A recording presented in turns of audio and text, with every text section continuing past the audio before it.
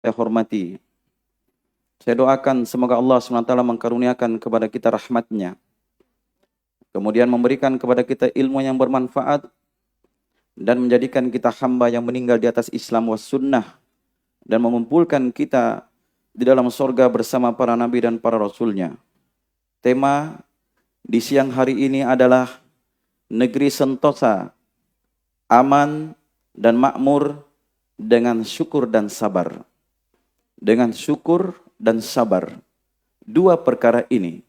Karena itu kita menuntut ilmu di siang hari ini, maka dua perkara ini harus betul-betul diterapkan pada diri kita. Kita bersyukur karena bisa menuntut ilmu. Karena itu adalah nikmat yang sangat agung dari Allah Subhanahu wa taala. Dan kita bersabar dengan pedihnya derita di dalam kita mencari ilmu tersebut. Pedih, rasa panas, perjalanan yang jauh, dan lain sebagainya. Namun kita harus berpikir bahwa kalau kita ingin berbahagia, ingin aman, makmur untuk diri kita, keluarga kita, kampung kita, dan negeri kita tercinta ini, maka itu haruslah kita kumpulkan dua perkara, yaitu sabar dan syukur. Yaitu kita bersabar dan kita bersyukur. Karena itu seorang hamba, dia masuk ke dalam surga, itu juga karena kesabaran. Karena kesabaran. Makanya Allah berfirman ketika menyebutkan para malaikat itu masuk ke dalam surga Aden. Yaitu jannatu adanin. Yadakhulunaha man salaha min abaihim wa azwajihim wa dzurriyyatihim wal malaikatu yadakhuluna alaihim min kulli bab. Yaitu surga Aden. Ini salah satu nama surga. Surga Aden yang mereka itu masuk ke dalamnya bersama-sama dengan orang-orang yang soleh dari bapak-bapaknya, istri-istrinya, dan anak cucunya. Sedangkan malaikat itu masuk ke tempat-tempat mereka dari semua pintu.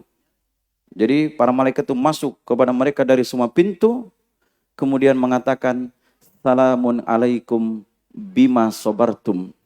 Fanikma uqobaddar. Keselamatan atas kalian dengan sebab kesabaran kalian. Para malaikat ini memberikan salam, salamun alaikum. Keselamatan atas kalian. Bima dengan sebab sobartum. Kesabaran kalian. Fanikma uqobaddar. Dan surga itu adalah sebaik-baik tempat kesudahan. Maka perhatikan di tema kita pada hari ini, itu mengumpulkan antara sabar dan syukur. Perputaran kehidupan manusia itu berputar pada tiga keadaan. Itu setiap manusia, itu kehidupannya pasti berputar pada tiga keadaan. Ada kalanya dia mendapat nikmat. Itu mau tidak mau. Karena Allah itu maha rahmat, selalu memberikan nikmatnya kepada hamba. Maka agar nikmat ini menjadi kebaikan bagi dia, maka dibutuhkan untuk mensyukuri nikmat tersebut. Dan ada kalanya seorang hamba itu ditimpa cobaan, ditimpa ujian, dan bersamaan dengan itu, ketika dia tidak mampu mensyukuri nikmat Allah, dia lalai terhadap nikmat tersebut, maka dia akan diberikan ujian. Dia terjatuh dalam berbagai macam cobaan. Maka ketika dia di posisi seperti ini, maka dibutuhkan kesabaran dari seorang hamba. Dan ada kalanya seorang hamba itu dia terjatuh dalam perbuatan dosa. Ketika dia tidak mampu bersabar terhadap ujian yang Allah Subhanahu wa taala berikan kepada dia. Dia tidak mampu melihat bahwa ujian itu adalah kebaikan di baliknya. Sehingga syaitan akan terus membisikkan dia untuk bermaksiat dan melanggar aturan Allah Subhanahu wa taala sehingga dia ini terjatuh di dalam perbuatan dosa. Maka di sini dibutuhkan kepada hamba untuk beristighfar, yaitu untuk bertobat kepada Allah Subhanahu wa taala. Maka inilah perputaran kehidupan manusia. Ada kalanya dia mendapat nikmat, maka dia butuh untuk bersyukur. Dan ada kalanya dia mendapat musibah atau cobaan dan ujian, dia butuh untuk bersabar. Ada kalanya dia terjatuh dalam perbuatan dosa dan pelanggaran terhadap aturan Allah Subhanahu wa taala, maka di sini dibutuhkan pada dia untuk beristighfar, yaitu bertobat kepada Allah Subhanahu wa taala. 3 perkara ini disebutkan oleh para ulama unwanus sa'adah, adalah lambang kebahagiaan. Lambang kebahagiaan dari seorang hamba. Dia bersyukur, dia bersabar, dan dia bertobat.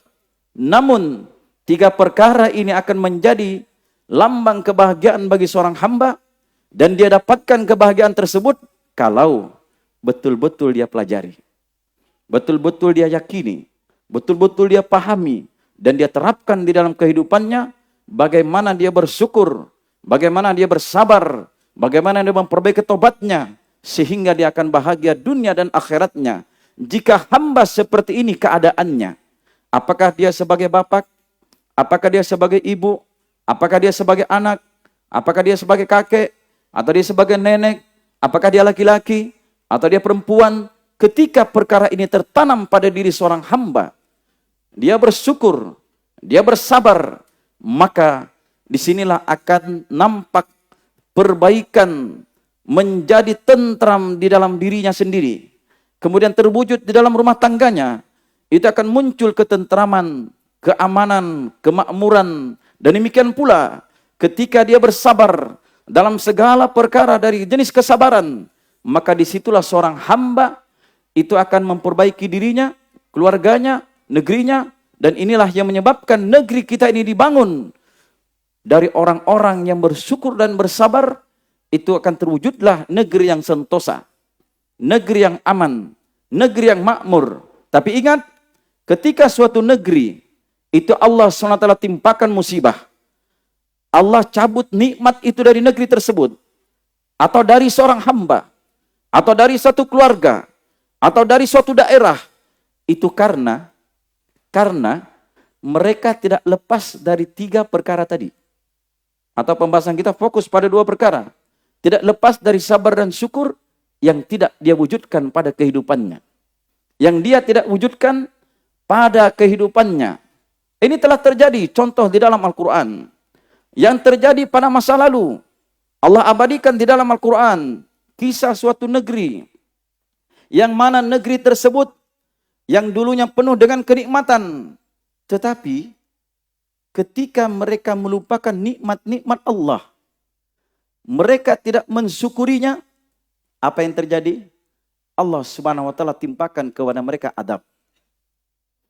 Allah Subhanahu wa taala timpakan kepada mereka adab.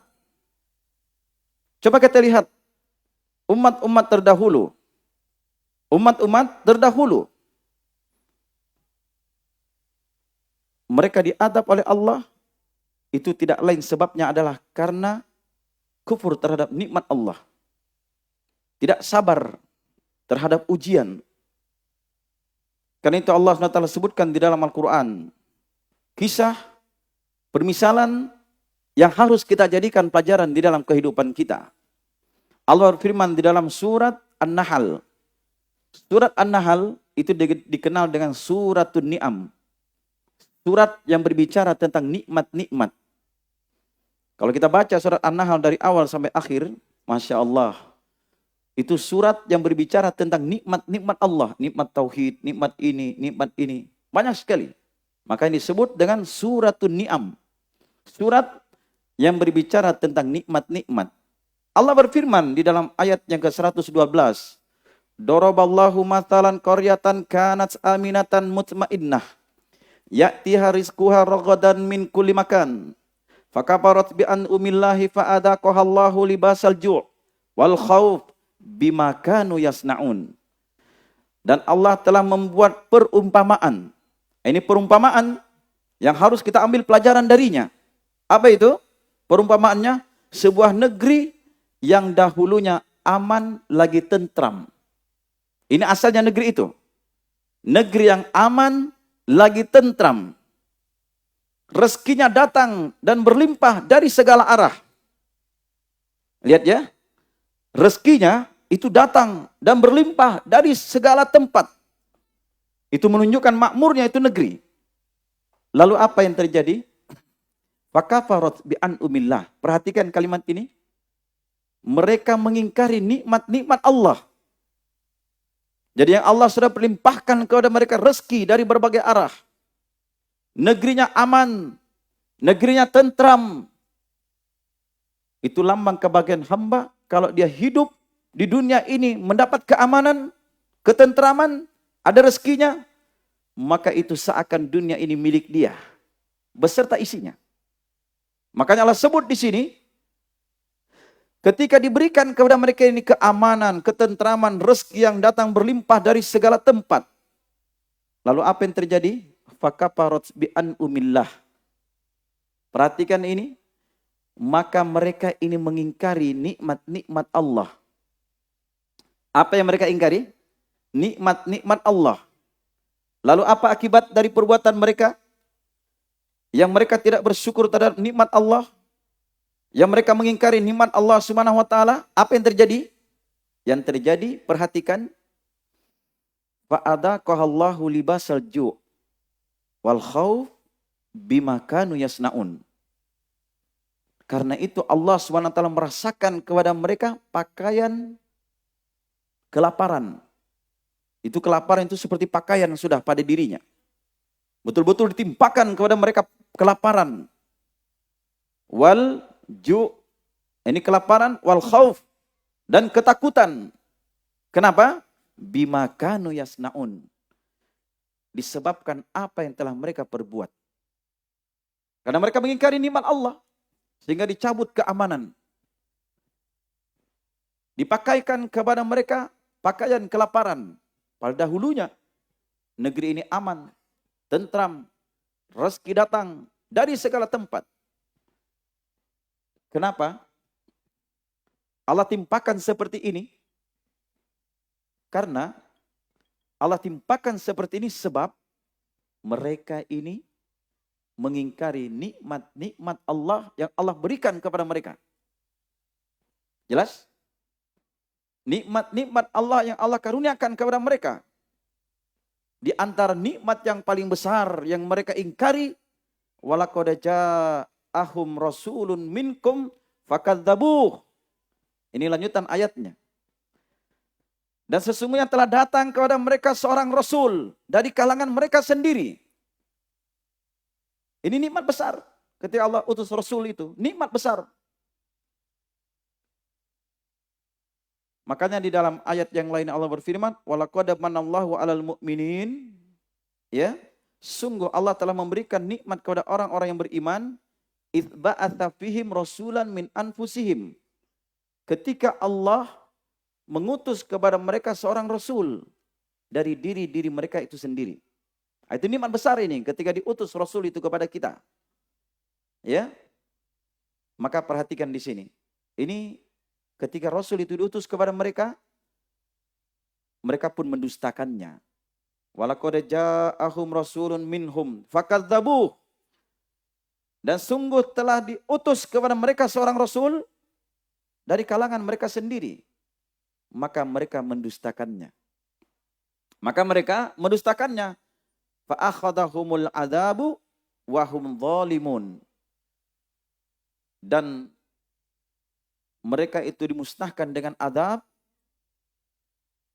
Dan mereka itu adalah orang-orang yang zalim. Ya. Maka perhatikan wahai jamaah sekalian. Nikmat Allah Subhanahu wa taala, dua perkara harus ada pada diri kita. Sabar dan syukur. Bahkan sabar dan syukur ini, dia terhitung dari keimanan. Jadi keimanan itu nisfan, terbagi dua. Ya, jadi keimanan itu terbagi dua. Setengahnya itu adalah kesabaran, dan setengahnya lagi adalah kesyukuran. Jadi kalau dua perkara ini tidak ada pada diri kita, itu bisa hancur keimanan. Tapi kalau cuma setengah saja Ustadz, itu namanya setengah-setengah. Ya kan setengah. Jadi setengah itu tidak akan melengkapi yang satunya. Kalau tidak ada setengahnya. Karena dua perkara ini saling terikat. Saling terikat. Paham ya? Antara kesabaran dan kesyukuran. Makanya sabar dan syukur itu adalah merupakan dua keimanan. Ya, jadi keimanan itu terbagi dua. Sabar dan apa tadi? Dan syukur. Makanya ketika seorang hamba mampu menggabungkan dua ini, ada pada dirinya kesabaran, ada pada dirinya kesyukuran, dia wujudkan, oh ini yang sangat menakjubkan. Akan membuat terheran-heran orang melihatnya. Akan membuat apa? Terheran-heran orang melihatnya. Ya kadang kita kagum melihat keindahan yang menurut kita itu indah. Kebaikan yang menurut kita itu baik. Tapi sesuatu yang mengagumkan, yang menakjubkan pada diri orang yang beriman, itu dua perkara ini. Syukur dan sabar. Jelas ya? Makanya ini telah datang dari hadis Nabi SAW di dalam riwayat Imam Muslim, di mana Rasulullah SAW bersabda, atau di dalam riwayat Sahihain ya, dari Sahih Al-Bukhari dan Sahih Muslim. Datang dari sahabat Abu Hurairah radhiyallahu taala anhu, di mana Rasulullah SAW bersabda, "Ajaban li amril mu'min, inna amrahu kullahu lahu khair, wa laisa dzalika li ahadin illa lil mu'min. In asabathu syarra'u syakara, fakana khairal lah, wa in asabathu dharra'u sabara, fakana khairal lah." Ajaban, sungguh menakjubkan keadaan orang yang beriman. Perhatikan Rasulullah bersabda, menakjubkan keadaan orang yang beriman. Pada urusan orang yang beriman. Kenapa menakjubkan? Inna amrahu kullahu lahu khair.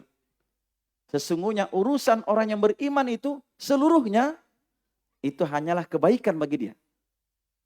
Dia keadaan orang yang beriman itu seluruh perkaranya hanyalah kebaikan.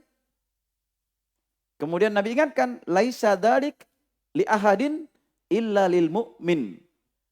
Dan hal tersebut tidak ada kecuali hanya pada orang yang beriman. Apa tadi?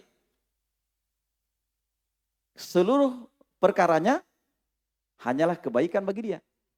Jadi orang yang beriman itu bagaimanapun keadaannya, itu baik semua bagi dia.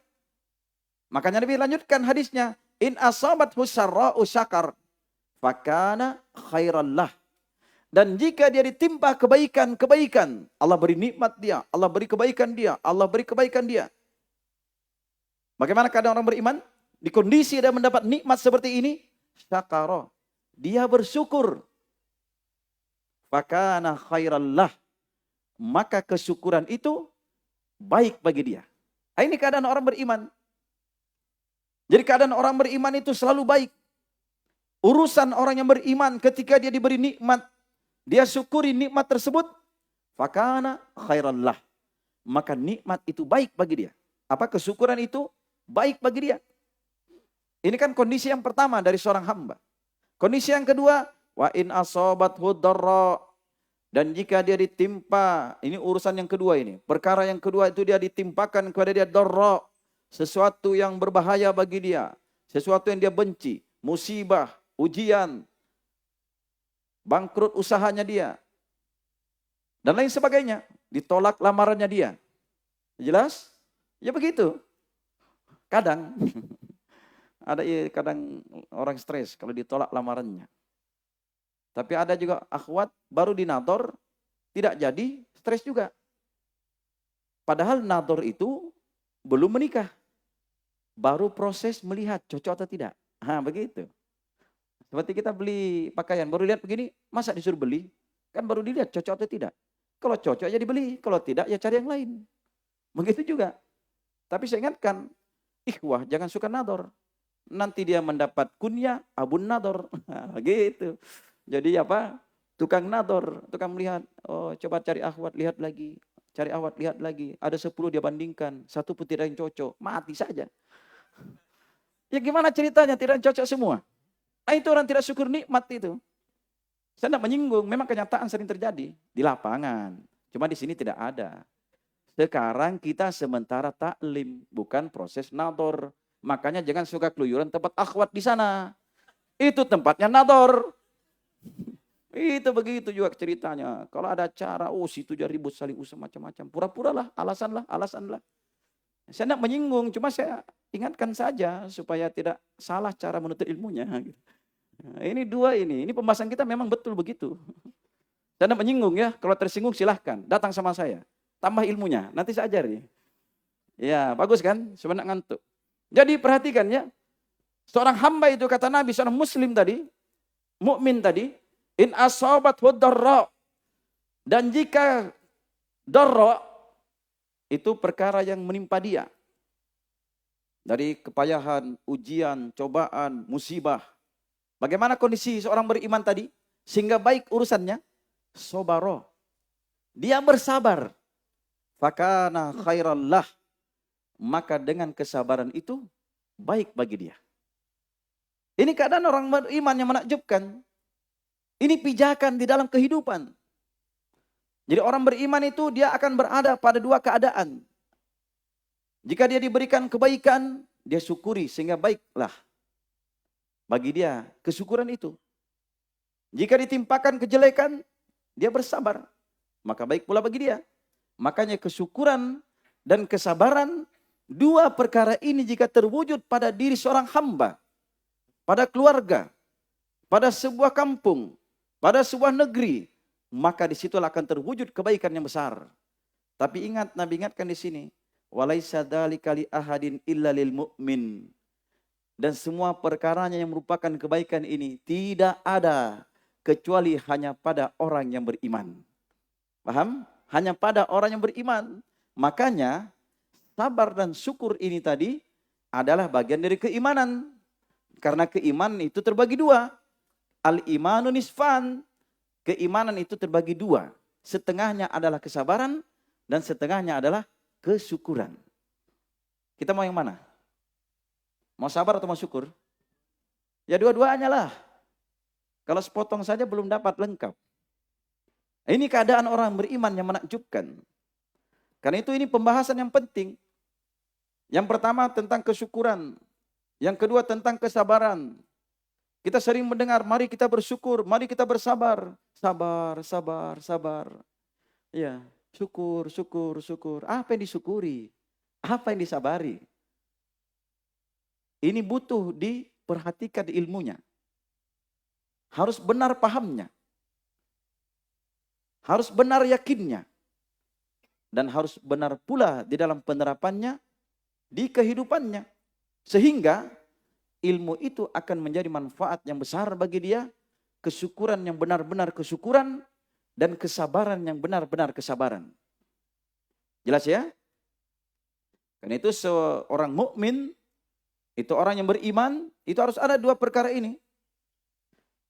Karena itu sabar dan syukur ini juga, dia adalah merupakan min a'dhamil ibadat, wa ajalil qurabat, as-sabru wa syukur. Ini dari ucapan Syekh Muhammad bin Shalih Al-Utsaimin. Kata beliau apa? Sesungguhnya dari seagung-agung ibadah dan semulia-mulia pendekatan diri kepada Allah. Ini seagung-agung ibadah. Dan semulia-mulia al-qurabat untuk mendekatkan diri kepada Allah, yaitu as-sabru wasyukur. Sabar dan syukur. Jelas ya? Kepada Allah Subhanahu wa taala. Jelas ya? Pada keadaan seorang hamba ini. Coba kita lihat di dalam Al-Quran. Ketika Allah SWT ingin memberikan kebaikan pada hamba. Semakin ditambah kebaikan itu. Kapan? Ketika dia bersyukur. Coba lihat di dalam surat Ibrahim ayat ke-7. Wa idh ta'adzana rabbukum la in syakartum la azidannakum wala in kafartum inna adzabi lasyadid. Dan ingatlah ketika Tuhanmu mengumumkan, jika kamu bersyukur, ini syaratnya. Jika kamu bersyukur, apa balasannya? La azidannakum. La azidannakum, ini ada 3 penguat. Asalnya azidu, saya akan tambah. Cuma ditambah huruf lam di depannya, lam itu, lam jawaban sumpah. Ya. Itu tujuannya sumpah untuk menguatkan. Lam itu menguatkan. La azidanna, nun taukid. Itu juga tujuannya untuk menguatkan apa yang akan disampaikan. Tapi kalau misalnya Allah yang berfirman, jika kamu bersyukur, saya tambah bagimu nikmat, kita percaya, kita yakin, harus percaya. Karena yang berfirman adalah Allah. Dan Allah itu ketika berfirman, innallaha la yukhliful mi'ad. Allah itu tidak mengingkari janjinya. Karena itu janji Allah apa di sini? Jika kamu bersyukur, saya akan tambah nikmat kepadamu. Tapi ketika mengatakan saya akan tambah nikmat kepadamu, itu diberikan dengan 3 penguat. Itu menunjukkan pastinya itu perkara. Artinya, sungguh, betul-betul, pasti saya akan tambah nikmat kepadamu. Makanya kalau kita sudah merasa bersyukur tetapi tidak ditambah nikmat, itu yang disalahkan bukan itunya, tapi diri kita apakah benar kesyukurannya. Apakah sudah benar kesyukuran kita? Apakah sudah tepat kesyukuran kita? Itu harus diperhatikan. Makanya la in syakartum la azidannakum. Dan jika kalian bersyukur, sungguh betul-betul saya akan tambah nikmat itu kepada kalian. Itu firman Allah. Tapi apa sebaliknya? Wala in kafartum inna adzabi lasyadid. Dan jika kalian kufur, yaitu kufur nikmat, maka sesungguhnya adabku, kata Allah, sangatlah pedih. Sangatlah dahsyat. Adab dari Allah Subhanahu wa taala. Dan setiap nikmat yang ada pada diri kita, itu seluruhnya bersumber dari Allah Subhanahu wa taala. Apapun yang kita rasakan. Tidak ada seorang hamba itu bisa berbuat sendiri, mendapatkan sesuatu sendiri. Tetapi apapun yang dia rasakan, itu seluruhnya adalah nikmat dari Allah Subhanahu wa taala. Seperti Allah berfirman di dalam Al-Quran, wa ma bikum min nikmatin faminallah. Apa saja nikmat yang ada pada kalian, ya, wa ma bikum. Dan apa saja yang bersama kalian itu, min nikmatin. Nikmat itu artinya satu nikmat. Satu nikmat. Tapi ada di depannya itu di huruf min nikmatin. Nikmat itu satu, tunggal dia, dan tidak ada alif lamnya. Menunjukkan dia nakiroh. Didahului dengan huruf min nikmatin, dari satu nikmat, itu maknanya mencakup seluruh nikmat apapun. Nah, begitu. Singkatnya ya. Karena memang waktunya singkat siang ini. Cuma 1 jam jatah saya. Tapi kita manfaatkan yang pokok untuk kita pahami. Wa ma bikum min nikmatin faminallah. Apa saja nikmat yang ada pada kalian, itu semuanya bersumber dari Allah Subhanahu wa taala. Karena itu dalam ayat lain Allah berfirman, wa im min syai'in illa indana khazainuh. Dan tidak ada sesuatu pun, kata Allah, dan tidak ada dari sesuatu pun kecuali di sisi kamilah perbendaharaan sesuatu itu. Makanya apapun yang kita cari, semuanya ada di sisi Allah. Apapun yang kita rasakan, itu datang dari Allah. Apapun yang kita dapatkan, semuanya bersumber dari Allah. Makanya dalam ayat lain Allah berfirman, wa anna ila rabbikal muntaha. Dan sungguh kepada Rabb engkaulah al-muntaha, diakhirkan segala sesuatu. Kita berusaha minta tolong ke sana kemari, diusahakan dapat. Itu berakhirnya kemana? Kepada Allah. Kenapa? Karena gudang perbendaharaannya yang memegang kunci-kunci perbendaharaan tersebut adalah Allah. Di situ sumber segala sesuatu. 2 ayat ini disebutkan oleh Imam Ibnu Qayyim dalam kitab beliau Al-Fawaid ketika menjelaskan tentang keikhlasan. Ketika seorang hamba itu kenapa harus mengikhlaskan ibadah dia hanya untuk Allah? Karena semua perkara itu datang dari Allah. Apapun yang kita usahakan sehingga dapat, itu juga berakhir kepada Allah. Jelas? Karena itu jamaah sekalian, kesyukuran itu adalah merupakan kunci keselamatan bagi seorang hamba. Adalah kebaikan. Hanya saja, ketika seorang hamba ingin bersyukur, bagaimana cara dia bersyukur? Kadang kita menganggap bahwa kita ini tidak memiliki nikmat. Oh, saya ini tidak memiliki nikmat. Tidak ada nikmat pada diriku. Orang sudah bisa beli kendaraan megah, mahal, mewah. Saya tidak ada. Masih jalan kaki. Maka ini pernah terjadi pada masa tabi'in. Pernah datang seseorang pada tabi'in ini. Dia mengeluhkan bahwa dia tidak memiliki apa-apa. Sungguh katanya, saya ini tidak memiliki apa-apa. Maka tabi'in ini yang membuka pikiran dia dengan bertanya kepada dia. Begini saja kata tabi'in tersebut. Bagaimana kalau satu dari mata kamu saya beli 500.000 dirham? Dia bilang tidak mau. Kalau kamu tidak mau mata kamu saya beli satu dengan harga sekian, bagaimana kalau satu dari tangan kamu saya beli 500.000 dirham? Dia mengatakan juga tidak mau. Lalu bagaimana kalau satu dari kaki kamu saya beli? Maka dia juga mengatakan saya tidak mau. Terus diajak berpikir seperti itu. Cuma satu dibeli matanya, hilang mata. Ya kan tidak ada sebelah. Tapi dengan harga mahal, dia tidak mau. Maka tabi'in ini mengatakan kepada dia, perhatikan, saya ingin beli ini sekian, ini sekian, ini sekian, ini sekian. Padahal itu cuma satu. Kamu tidak mau menjualnya dengan harga yang bernilai mahal. Perhatikanlah. Ini menunjukkan bahwa apa yang ada pada dirimu itu lebih mahal nilainya daripada harta tadi. Nikmat kita. Satu gigi saja itu nilainya mahal. Coba datang ke dokter gigi sana, bikin gigi baru. Mahal itu. 5 juta ke atas. Yang bisa ditanam. Puluhan juta.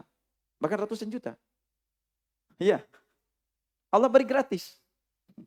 Allah beri gratis. Tangan kita bisa bergerak. Itu dengan saraf-saraf yang di otak ini yang mengatur. Sehingga bisa bergerak. Motoriknya di atas. Sehingga bisa bergerak. Coba ditahan sedikit saja. Terkunci, tidak bisa gerak, stroke. Terikat. Apa gunanya uang banyak? Hah? Sudah tidak berguna itu. Istri cantik, oh tidak bisa. Karena tidak bisa jalan, tidak bisa tangan menggenggam. Ini nikmat sedikit Allah cabut. Cuma sarafnya satu saja. Saraf penggeraknya yang ada di pusat kepala. Itu menunjukkan nikmat Allah pada diri kita itu sangat besar. Sangat besar. Telinga bisa mendengar. Allah cabut sedikit saja dari sarafnya ini. Saraf auditori namanya. Kontak sedikit gara-gara vertigo menyebabkan tuli. Biar pakai alat pembesar suara tetap tidak mendengar. Nah, itu diterapi nanti itu. Bisa mendengar seketika itu. Nah, itu pengalaman saya masalahnya. Jelas ya? Baru kita paham ternyata nikmat Allah itu sangat besar. Sangat besar. Orang stroke dikeluarkan biaya banyak, ratusan juta. Jual semua asetnya, tidak sembuh juga. Sekarang mana lebih mahal? Harta yang banyak atau nikmat Allah? Nikmat Allah. Nikmat Allah. Sehingga ketika diajak oleh tabi'in tadi untuk melihat dirinya ini, oh ternyata nikmat ini besar sekali pada diri kita. Kenapa kita tidak mau mensyukurinya? Paham? Ini terjadi juga pada seorang tabi'in yang lain. Kisah tabi'in ini, dia pernah datang ke kerajaan bersama anaknya.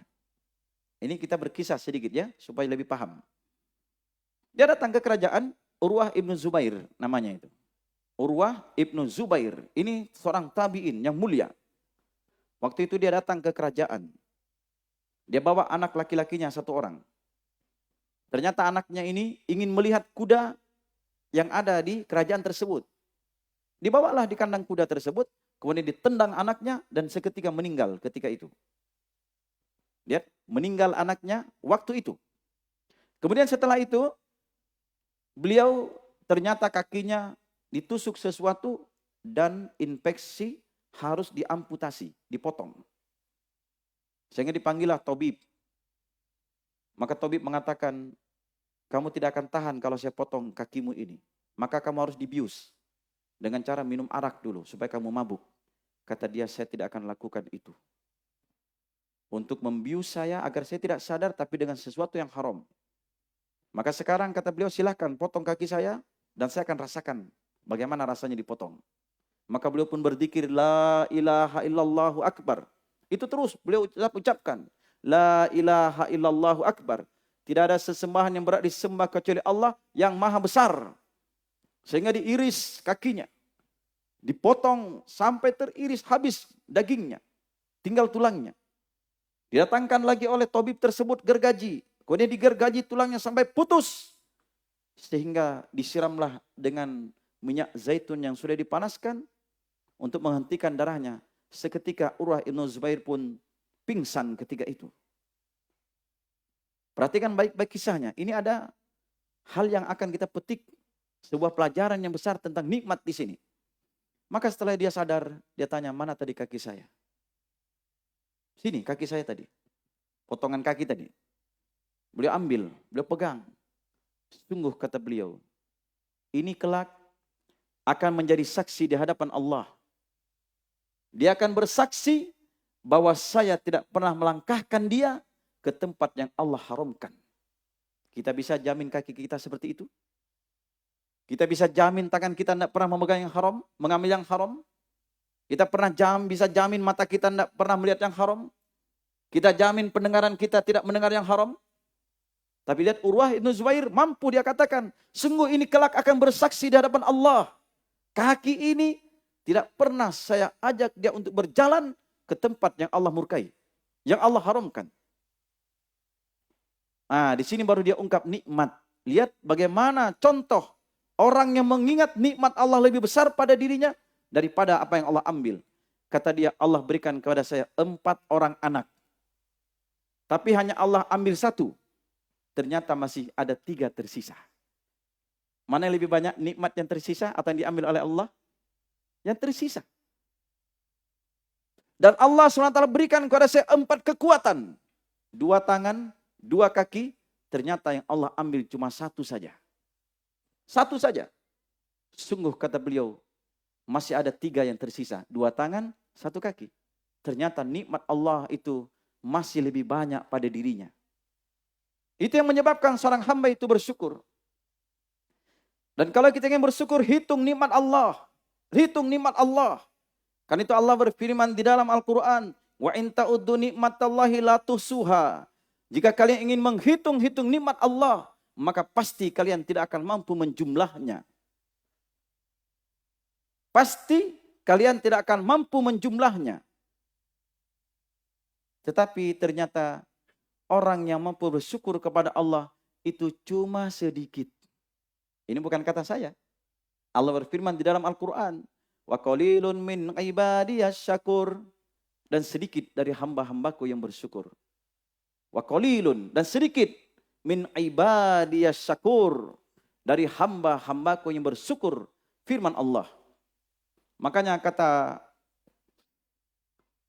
seorang ulama dari Syafi'i, Imam Al-Muzani, beliau mengatakan kun addadan lini amillah wa in ahsaitaha kunta kimanan antaskuroha. Jadilah engkau seorang hamba yang senantiasa menghitung-hitung nikmat Allah. Wa in ahsaitaha, dan jika kamu menjumlah nikmat Allah ini, menghitung-hitungnya, kunta kimanan antaskuroha, maka engkau akan menjadi orang yang sangat cepat untuk mensyukurinya. Paham sampai di sini?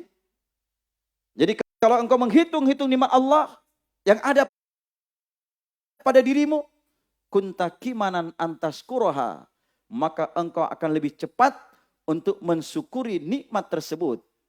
Wa in nasitaha, dan jika kamu melupakan nikmat tersebut, kunta kimanan antakpuroha, maka engkau menjadi orang yang sangat cepat untuk mengingkari nikmat itu. Karena itu Rasulullah mengingatkan kepada kita terhadap dunia. Ketika kita mendapat nikmat, jangan melihat orang yang di atas kita, tetapi lihat yang di bawah kita. Hari ini kita bisa makan ini, ternyata masih ada yang tidak bisa makan. Kita masih makan 2 kali sehari, ada yang cuma 1 kali sehari. Kita sudah dapat motor NMAX, masih ada yang motor tua. Misalnya kan begitu. Itu melihatnya di bawah. Tetapi dalam perkara akhirat, kita harus melihat yang di atas kita. Kenapa dia taat, saya tidak taat. Kenapa dia kuat menyumbang, saya tidak kuat menyumbang. Kenapa dia melakukan begini, saya tidak melakukan begini.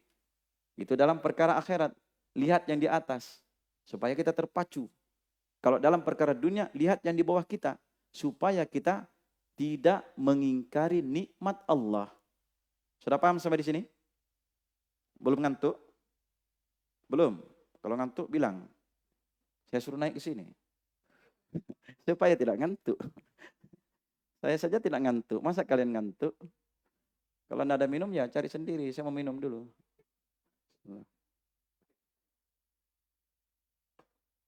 Sudah paham sampai di sini tentang nikmat?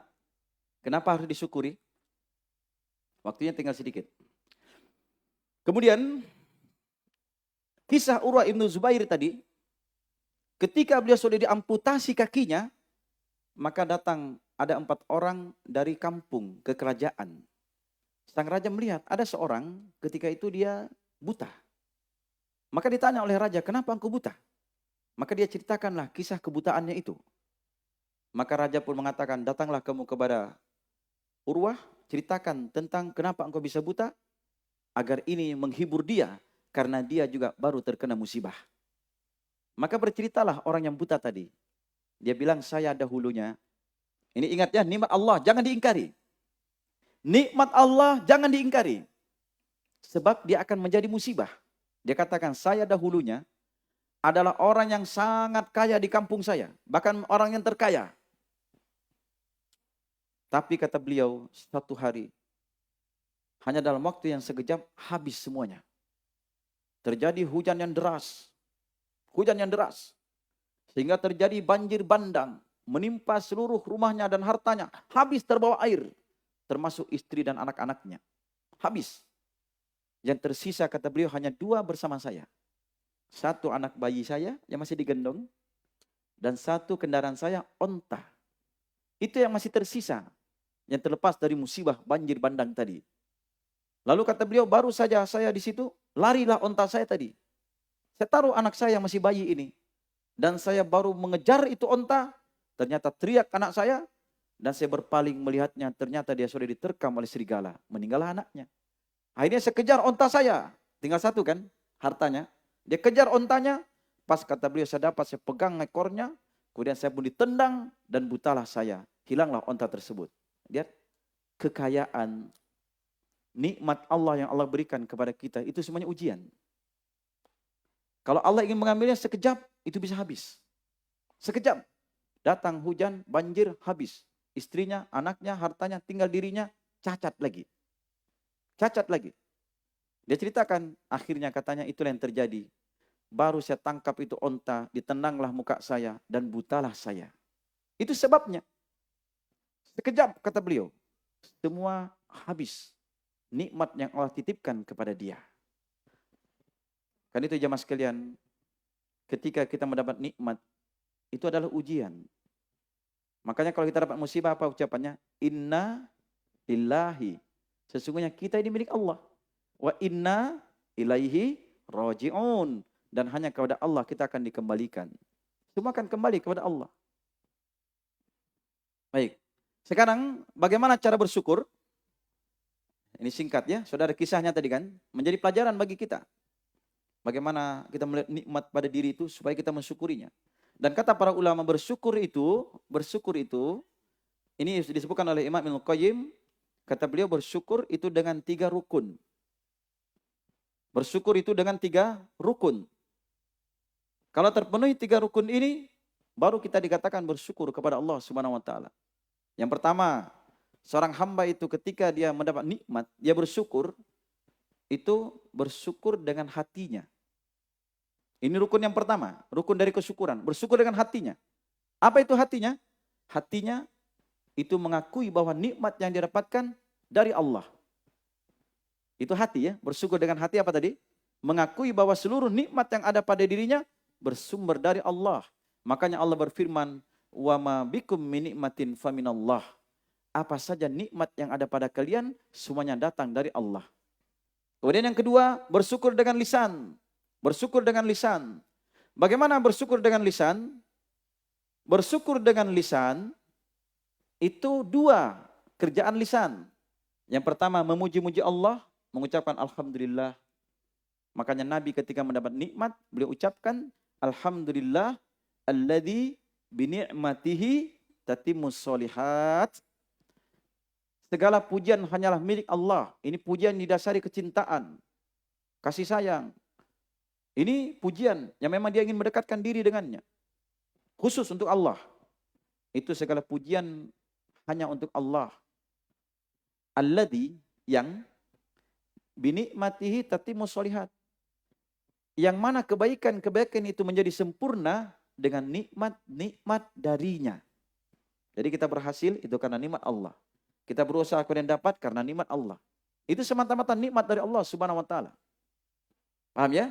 Ini lisan memuji Allah. Alhamdulillah alladzi bi ni'matihi tatimmus sholihat. Kemudian yang kedua ucapan dari lisan ini, perbuatan lisan, yaitu mengungkap nikmat. Maka disebut dalam surat At-Duha itu apa di akhirnya? Wa amma bi ni'mati rabbika fahaddits. Adapun terhadap nikmat Tuhanmu, fahaddits, ceritakan. Maksudnya menceritakan ini mengungkap nikmat datang dari Allah, bukan dari dirinya, bukan dari kepintarannya. Ini ada contoh dua ini yang bertolak belakang di dalam Al-Quran. Antara yang menyandarkan nikmat dari dirinya dan antara yang menyandarkan nikmat dari Allah. Seperti kisah Korun. Tahu siapa Korun? Korun itu adalah umatnya Nabi Musa, pengikut Fir'aun. Maka dahulunya Korun ini adalah orang yang miskin. Ketika diberikan kepada dia nikmat oleh Allah Subhanahu wa taala. Setelah itu, maka dia pun menjadi orang yang kaya raya, banyak hartanya. Sampai kunci gudang hartanya saja, orang yang besar-besar itu tidak mampu untuk memikulnya. Ini baru kuncinya. Ada di sini yang punya harta, repo-reponya itu dipikul 2 orang. Ada? Tidak ada. Saya belum tahu ada repo-repo yang besar begitu. Paling begini jadi bisa dilempar. Ada repo-repo kecil. Zaman sekarang. Ini repo-reponya itu. Kunci gudang hartanya Korun. Orang yang besar-besar saja berat memikulnya. Ini baru kuncinya. Bagaimana gudangnya? Apa hartanya itu? Kan itu Korun pernah berarak-arak menampakkan kepada manusia bahwa inilah kekayaannya. Sehingga orang yang cinta dunia tertipu. Ya laitana mislama utia Korun. Andaikan kita bisa seperti Korun. Ini merupakan keuntungan besar kata mereka. Maka berkatalah orang-orang yang beriman. Yang diberikan ilmu oleh Allah SWT mengatakan. Wahai celakanya kalian. Wahai celakanya kalian.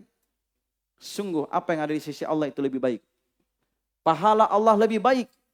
Itu kata orang beriman. Wala yulaqqaha illa sabirun. Ini masuk dalam pembahasan sabar nanti. Tidak ada yang bisa mencapainya kecuali orang yang bersabar. Kecuali orang yang bersabar.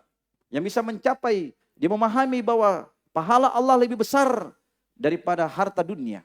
Kalau dia cari akhirat. Sehingga Allah, diingatkanlah Korun, maka Korun mengatakan, innama utituhu ala ilmin indi. Ini hanya diberikan kepadaku. Ini ungkapannya ya, dengan lisannya. Karena nikmat, karena ilmu yang ada padaku. Hanyalah ini diberikan kepadaku karena ilmu yang ada padaku. Saya paham caranya, saya tahu mencarinya, saya hebat, saya tahu begini, maka saya berhasil. Itu namanya menyandarkan kepada diri sendiri. Tetapi orang yang bersyukur, dia mengatakan, alhamdulillah, ini dari Allah ini, nikmat Allah. Seperti ucapan Nabi Sulaiman. Ketika Nabi Sulaiman datangkan singgasana Ratu Balqis. Berdiri ifrit, saya datangkan sebelum tuanku bangkit dari tempat duduk. Itu menunjukkan jin itu bisa mendatangkan sesuatu ya. Makanya kalau tidur malamnya di kamar, tiba-tiba bangun di kuburan, siapa yang bawa? Jin itu. Bisa dilempar dia. Cerita teman dulu, enggak tahu benar atau tidak. Katanya itu, kok bangun di mana ini? Di luar rumah. Dipindah sama jin. Arti jin bisa memindahkan sesuatu ya, seperti ifrit ini. Dia katakan, saya akan datangkan singgasana Ratu Balqis. Itu sebelum Tuhan bangkit dari tempat duduk. Maka berdirilah orang yang beriman. Orang yang diberikan ilmu Alkitab kepada dia. Dia mengatakan, saya akan datangkan kepada hamba, kepada Tuanku, sebelum Tuanku berkedip. Baru dia berkedip, sudah muncul itu singgasana Ratu Balqis ini. Maka kata Nabi Sulaiman, ubah sedikit modelnya, supaya tidak dikenal oleh si Ratu Saba tadi. Maka setelah itu pun dia mengatakan, hadhihi min fadli Rabbi. Ini adalah keutamaan dari Tuhanku. Perhatikan, ini adalah keutamaan dari Tuhanku. Liyabluwani, untuk menguji aku. Apa tujuan nikmat? Untuk menguji aku. Dia diucapkan oleh siapa? Diucapkan oleh beliau, ini adalah nikmat dari Tuhanku. Keutamaan dari Tuhanku. liyabluwani, untuk menguji aku. Ini dia ungkap nikmat dari Allah. Lalu dia katakan, aaskur am akfur, apakah saya bersyukur terhadap nikmat ini atau saya kufur. Begitu ya. Kemudian yang ketiga, dari rukun kesyukuran, yaitu manfaatkan nikmat itu untuk semakin mendekatkan diri kepada Allah. Ingat, ketika kita mendapat nikmat, semakin dekat kepada Allah, semakin khusyuk sholatnya, semakin rajin ke masjid, semakin rajin sedekah, itu menunjukkan nikmat dari Allah. Tambahan dari nikmat. Tetapi sebaliknya, ketika seorang hamba ini, dia diberikan Allah nikmat, kebaikan, harta berlimpah, apa yang dia inginkan dapat, tetapi dia berada di atas maksiat, semakin jauh dari Allah, semakin tidak pernah sholat, semakin tidak pernah taklim, semakin dan lain semakin, maka perhatikanlah, itu yang disebut dengan istidraj. Itu yang disebut dengan istidraj.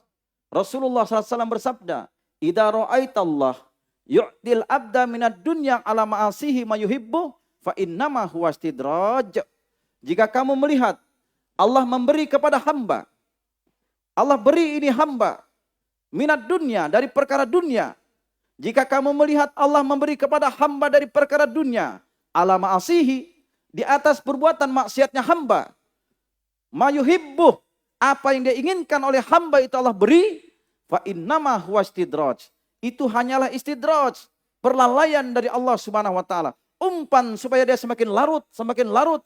Maka Rasulullah SAW membaca ayat dalam surah Al-An'am pada ayat ke-44, falamma nasu ma dzukiru bih, maka tatkala mereka melupakan peringatan dari kami, fatahna alaihim abwaaba kulli syai', kami bukakan kepada mereka pintu-pintu segala sesuatu, hatta idza farihu bima utu, tatkala mereka telah bergembira dengan apa yang didatangkan kepada mereka, akhadnahum baktah, kata Allah, kami siksa mereka dengan tiba-tiba, fa idahum mublisun, mereka pun diliputi siksaan, tidak bisa lepas lagi darinya. Itu namanya istidraj, lawan dari kesyukuran. Kalau orang bersyukur ditambah nikmat, semakin mendekatkan diri kepada Allah. Tapi ketika dia semakin berkembang usahanya, semakin bertambah hartanya, semakin bertambah jabatannya, semakin tinggi, semakin naik, semakin dia dikenal dan dihormati di tengah masyarakatnya, tetapi dia semakin jauh dari Allah, perhatikan, itu istidraj. Itu istidraj. Paham? Kemudian waktunya hampir habis. Ini tentang kesyukuran. Yang kedua, kesabaran. Syukur dan sabar ini dua perkara yang tidak bisa dipisahkan. Seorang hamba itu ketika dia bersabar mengharuskan kesyukuran. Kalau dia bersyukur mengharuskan kesabaran. Dia bersabar menyebabkan dia bersyukur. Kalau dia mensyukuri sesuatu mengharuskan dia bersabar. Begitu. Dua perkara ini terikat. Makanya kesabaran itu maknanya adalah al-habas. Menahan diri. Itu makna kesabaran. Sabar itu artinya memenjarakan dirinya. Ya, sabar itu apa artinya? Memenjarakan diri.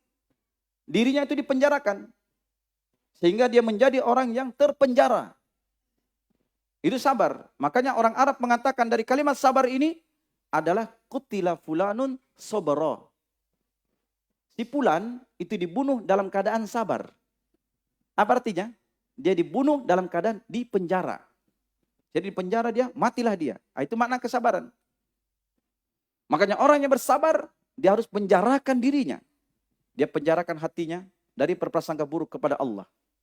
Dia penjarakan lisannya dari mencela, dari mencerca. Dia penjarakan anggota tubuhnya dari apa yang Allah haramkan. Dia laksanakan perintah Allah.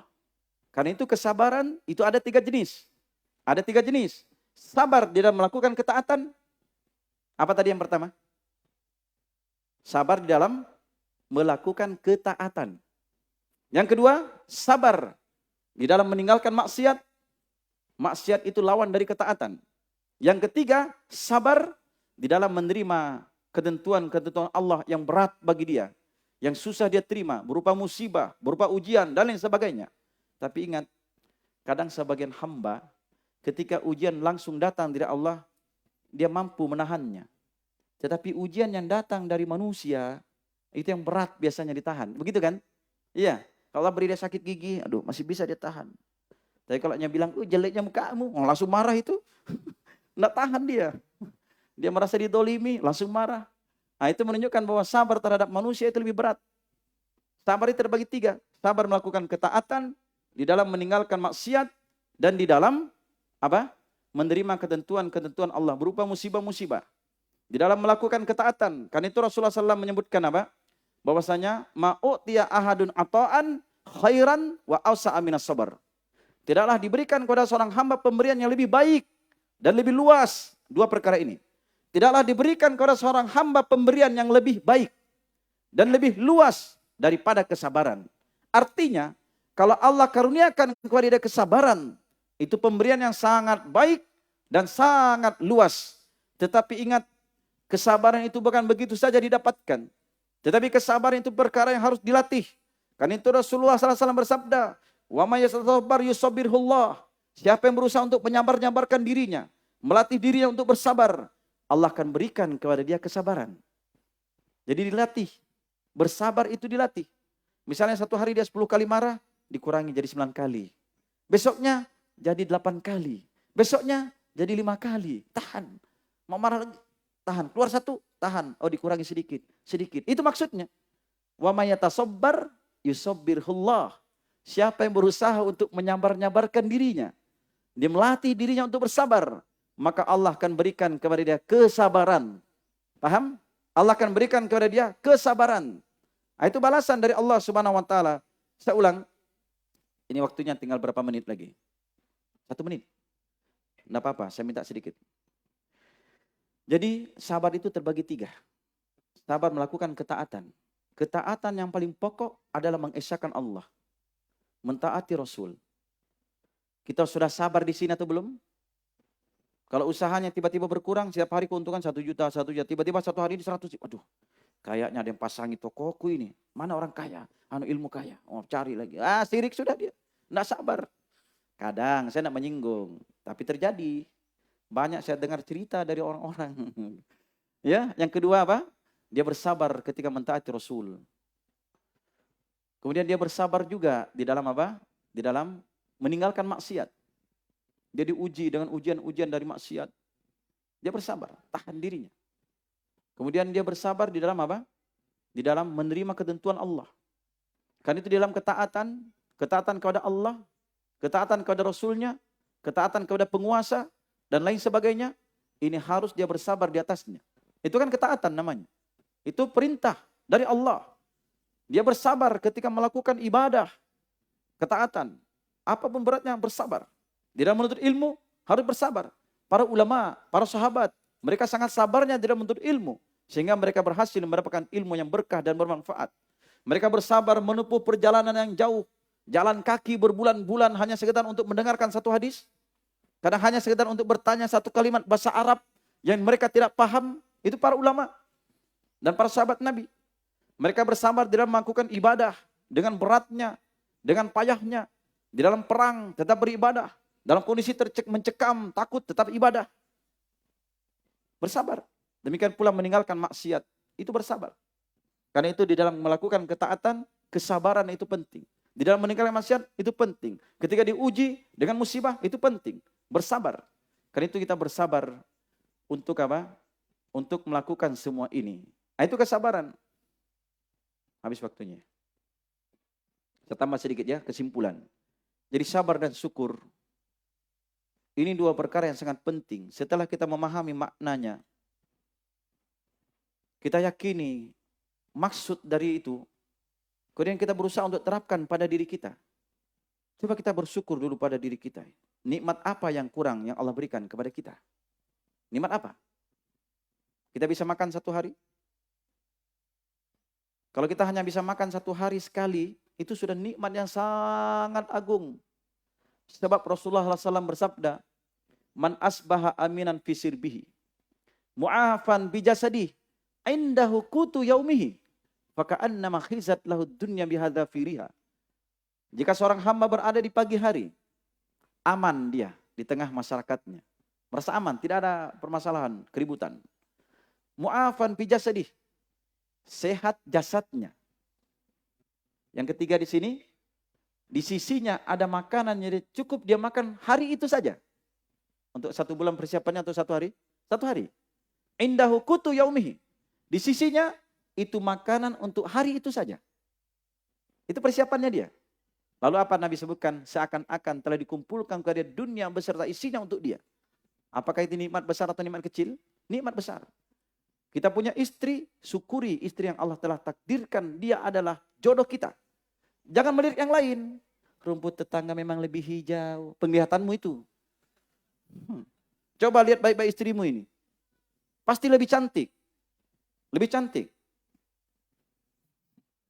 Yang bikin tidak cantik itu, karena kadang sebagian akhwat juga tidak mau berdandan kalau di rumah. Itu masalahnya.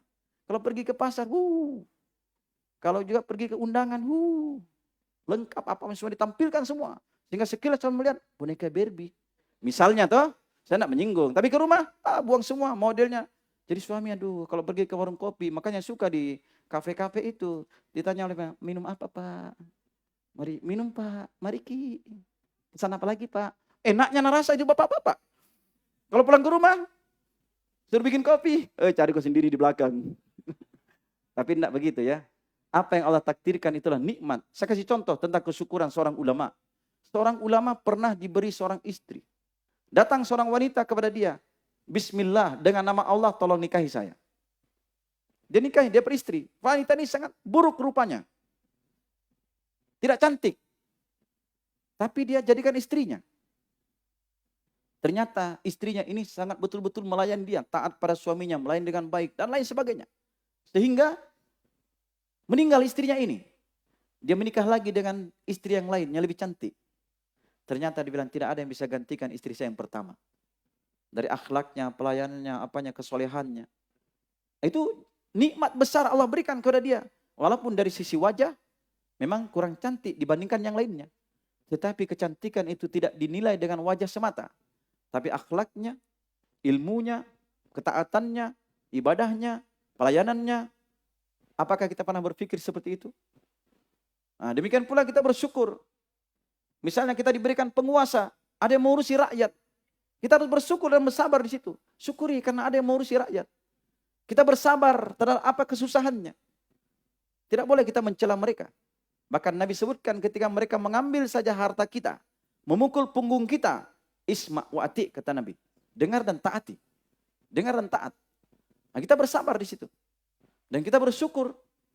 Coba ketika pemerintah bikinkan jalanan, mana kita bisa gotong royong bikin jalan? Susah toh? Begitu. Nah, ini semua sekedar contoh. Saya tidak menyinggung, tapi harus tersinggung. Baik, ini waktunya habis jamaah sekalian. Jadi ini 2 perkara. Jadi antara syukur dan sabar, ini adalah pembahasan yang luas. Hanya saja ketika kita bersabar, itu tadi harus fokus betul kita ketika melakukan taat dan sabar. Dinikmati itu, dekatkan diri kepada Allah. Demikian pula dalam meninggalkan maksiat. Betul-betul, karena itu dalam melakukan ketaatan, jangan melampaui batas. Itu kesabarannya. Dalam meninggalkan maksiat, itu jangan dekati. Sabar, jangan mendekati. Karena kapan mendekat, dia akan terjatuh padanya. Dan dalam ketika dia bersabar, ketika mendapat musibah, maka ini ada 4 jenis manusia. Kalau ketika seorang hamba mendapat musibah, itu ada 4 jenis manusia di situ. Dan musibah yang paling berat bagi hamba itu, musibah yang datang dari sisi manusia. Ya kan? Tapi kalau dari sisi Allah langsung ditimpakan dia sakit, meninggal keluarganya, bangkrut hartanya, maka di sini seorang hamba ada 4 keadaannya. Yang pertama, itu orangnya murka, marah dia dengan musibah yang menimpa dia. Benci dia, berprasangka buruk kepada Allah, mencela dia, robek kantongnya, tarik, buang apa-apa. Itu artinya dia marah. Maka ini tercela dan dia berdosa. Sebab Rasulullah SAW bersabda, itu mengatakan apa? Faman radiya falahu ridha, faman sakhita falahu sakhat. Siapa yang murka, Allah pun murka kepada dia ketika mendapat musibah. Nah, kemudian yang kedua, itu dia bersabar. Ini tingkatan yang wajib. Ketika mendapat musibah, dia bersabar. Memang berat bagi dia musibah itu, tetapi hatinya tetap berprasangka baik kepada Allah. Lisannya tetap memuji-muji Allah. Karena itu orang yang bersabar ketika mendapat musibah, dia katakan alhamdulillah ala kulli hal. Segala pujian bagi Allah pada semua keadaan. Apapun yang Allah timpakan kepada kita, walaupun kita benci, berat, itu terpuji di sisi Allah. Karena Allah inginkan kebaikan. Ya, Allah inginkan kebaikan. Maka di sini dia bersabar, dia tahan hatinya, dari tahan lisannya, tahan anggota tubuhnya tidak terjerumus dalam larangan Allah. Itu bersabar, hukumnya wajib. Apa tadi hukumnya bersabar ketika mendapat musibah? Wajib. Jelas ya? Nah, ini sekarang kita wajib menahan jempol kita dari mengetik. Sekarang kan bukan lagi lisan, mengetik di Facebook, di ini.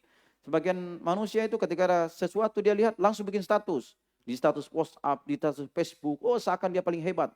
Nah, ini akhwat ingatkan itu, kadang terjadi itu. Rumah tangganya dibikin status terus di WhatsApp. Gimana orang baca itu, oh suaminya begini ternyata, dia dengan suaminya begini, orang rumah tangganya begini. Banyaklah yang menyelip, cari-cari kesempatan. Nah, itu musibah lebih besar lagi datang. Kadang terjadi. Semoga tidak ada di sini. Semoga ya, mudah-mudahan Allah jauhkan kita dari yang seperti itu. Kadang itu rumah tangganya dia putar semua dari awal sampai akhir. Dari pagi dia sudah bikin status, status. Dengan videonya lagi lengkap. Menyapu halaman di status, makan di status, mandi di status, make up di status. Ada semua itu. Saya tidak menyinggung, memang kenyataan. Ada itu. Tapi ada juga sebagian laki-laki seperti perempuan begitu. Status terus setiap waktu. Ya kan? Istrinya marah, ngomel lagi mamanya. Bikin status. Istri tidak mau kasih lagi. Bikin lagi status. Apa manfaatnya begitu? Istri baru mandi suci lagi. Bikin lagi status. Itu tidak bagus ya mas kalian. Harus bersabar ini ya. Musibah ini. Musibah di atas musibah nanti itu. Siapa yang tidak bersabar? Baik, ini sabar ya. Terhadap musibah itu hukumnya wajib. Tahan lisannya, hatinya, dan anggota tubuhnya. Kemudian yang ketiga itu, tingkatan di atas sabar. Itu ridho. Ketika seorang hamba mendapat musibah, dia ridho. Dia terima dengan tenang. Dapat musibah dengan tidak dapat musibah, sama saja bagi dia. Tidak ada masalah. Tenang dia menerimanya. Qanaah dia. Dia terima, ini pemberian Allah, pasti ada kebaikannya.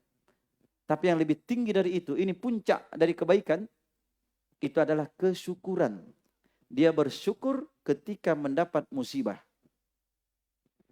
Bisa kita begitu? Jatuh dia, aduh sakit tangannya. Tergores gara-gara batu. Alhamdulillah. Bisa? Atau temannya, jatuh temannya. Aduh berdarah kawannya. Alhamdulillah. Jatuh kamu. Ditempeleng kita nanti. Itu karena tidak paham. Tingkatan yang tinggi itu dari kesabaran, dari mendapat musibah, dia bersyukur. Apa itu bersyukur? Bersyukur karena dia paham dengan musibah yang Allah timpakan kepada dia untuk menggugurkan dosa-dosanya. Dengan musibah yang Allah timpakan kepada dia, Allah ingin berikan dia derajat yang tinggi di sorga. Dengan musibah ini Allah ingin gugurkan dosa-dosa dia. Karena itu seorang hamba tidak ditimpa sakit, ditimpa gunah gulana, ditimpa capek, bahkan duri yang menusuk dia, itu penggugur dosanya. Bahkan seorang hamba ditimpa musibah, dia bersabar. Ditimpa musibah, dia bersabar. Diharapkan pahala. Ditimpa musibah, dia bersabar. Diharapkan pahala. Akhirnya, dia berjumpa dengan Allah dalam keadaan tidak membawa satupun dosa. Tapi ingat kalau dosa kepada sesama manusia tidak selesai. Harus diselesaikan bersama manusia. Paham? Cuma yang tadi dosa-dosa selain kepada manusia. Dan selain yang lainnya. Kemudian setelah itu apa? Dia pun sadar. Ternyata yang Allah timpakan kepada dia pasti kebaikan. Allah ingin angkat derajatnya. Allah ingin berikan kebaikan. Allah ingin lainnya dan lainnya. Sehingga menyebabkan dia bersyukur. Paham ya? Sehingga dia bersyukur. Karena itu kesyukuran itu adalah perkara yang sangat agung. Syukur dan sabar itu adalah dua perkara. Satu iman terbagi dua. Syukur dan sabar. Terapkan pada diri kita. Jika dapat nikmat, yakin betul bahwa itu nikmat Allah yang sangat besar. Syukuri nikmat itu. Yaitu kita yakini datang dari Allah, ucapkan dengan lisan, puji Allah dan ungkap bahwa itu nikmat dari Allah dan gunakan untuk kebaikan. Kemudian kita bersabar dalam melakukan ketaatan. Bersabar meninggalkan maksiat. Dan bersabar kita ketika kita apa? Bersabar kita ketika kita mendapat musibah. Ini 4 keadaannya. Ada yang murka, Allah murka kepadanya. Yang sabar, itu dapat pahala. Kemudian yang ridho, itu Allah ridho kepadanya. Yang kata Rasulullah SAW, itu ketika seorang hamba mendapat musibah, faman rodiya falahu ridho. Siapa yang ridho, Allah pun ridho kepada dia. Kemudian yang paling tinggi tadi apa? Ketika mendapat musibah, dia justru bersyukur. Karena dia paham betul musibah itu untuk mengangkat derajatnya, menghilangkan dosa-dosa dia, menggugurkan kesalahannya, akan menghindarkan dari bahaya yang lebih besar. Sehingga dia syukuri. Karena itu jemaah sekalian, semoga Allah SWT mengkaruniakan kepada kita kesabaran dan kesyukuran Dan semoga Allah Subhanahu wa taala mengampuni segala kehilapan kita. Semoga Allah Subhanahu wa taala menjadikan kita bersyukur terhadap istri yang Allah telah takdirkan untuk kita. Semoga para akhwat bersabar dengan suami yang Allah telah takdirkan untuk dia. Semoga juga kita bersabar dan bersyukur dengan anak-anak yang Allah karuniakan kepada kita. Kita syukuri itulah rezeki dari Allah. Dan kita bersabar di dalam mendidiknya. Dan kita bersabar ketika kita menghadapi seorang pemimpin yang memimpin kita. Kita doakan mereka. Kita bersyukur karena mereka telah bersusah payah mengurusi rakyatnya. Karena itu jemaah sekalian, semoga Allah menjadikan kita dari hamba-hamba yang selalu bersyukur terhadap segala nikmat dan bersabar terhadap segala perkara di dalam melakukan ketaatan dan di dalam meninggalkan maksiat dan di dalam menerima ketentuan Allah Subhanahu wa taala. Walhamdulillahirabbil alamin. Kurang dan lebihnya saya mohon dimaafkan. Subhanakallahumma wa bihamdik asyhadu an la ilaha illa ant astaghfiruka wa atubu ilaik. Alhamdulillahi rabbil alamin.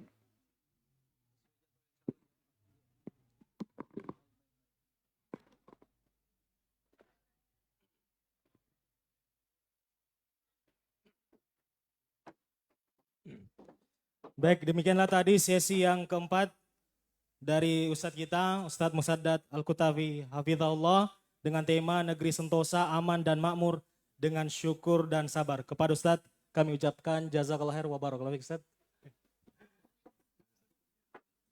Baik hadirin sekalian, peserta seminar Tadabbur Al-Quran. Alhamdulillah betapa banyak renungan yang kita dapatkan dari Ustadz kita. Saya secara pribadi banyak merenung bahwa ternyata ketika kita berpikir yang mana lebih mahal antara jam tangan dan tangan kita, maka apa jawabannya Bapak Ibu sekalian? Tangan kita jauh lebih mahal. Ketika kita bertanya yang lebih jauh mahal yang mana antara sepatu dan kaki kita, jawab yang mana lebih mahal Pak? Sepatu kita. Ketika kita bertanya helm kita secara harga ataukah kepala kita yang jauh lebih mahal, kira-kira apa jawabannya Bapak Ibu sekalian? Kepala kita jauh lebih mahal. Dan satu poin yang mungkin izin saya tambahkan, yang harus kita banyak bersyukur Bapak Ibu sekalian adalah kita masih bisa hidup di bumi ini. Itu merupakan kesyukuran yang sangat luar biasa. Saya teringat di sebuah media mainstream ada sebuah berita Bapak Ibu sekalian. Ada 4 orang, 1 orang yang akan dibawa ke IGD. 2 penjaganya dan 1 supir ambulans yang akan membersamai mereka ke rumah sakit tertentu. Maka dibawalah mereka dan qadarullah insiden terjadi, kecelakaan, terbalik ambulansnya dan terjadilah evakuasi. Ternyata semua yang sehat, supirnya meninggal dunia, 2 penjaganya juga meninggal dunia, yang masih hidup adalah orang yang sakit parah itu. Betapa nikmatnya yang namanya kehidupan itu. Maka perlulah kiranya kita rasakan dan senantiasa mengucapkan Alhamdulillah dalam segala kehidupan dan sektor kehidupan kita. Bapak Ibu sekalian, izinkan kami untuk sekali lagi membawakan kuis 1. Oh ya, Bapak Ibu sekalian, sekali lagi informasi untuk anak-anak kita, adik-adik kita yang ingin mendaftar di kampus STKIP Muhammadiyah Kabupaten Baru. Alhamdulillah terbuka untuk 2 prodi. Yang pertama adalah untuk bimbingan konseling S1-nya. Kemudian untuk jurusan pendidikan bahasa Inggris, silakan mendaftar ke bagian akademik. Dan juga bagi yang ingin melanjutkan pendidikan di tingkat S2 dan S3, kampus STKIP Muhammadiyah juga masih membuka dan ingin melanjutkan konversinya. Yang D2, D3 dan seterusnya boleh juga menghubungi pihak panitia. Selanjutnya kami akan memberikan kuis. Ya,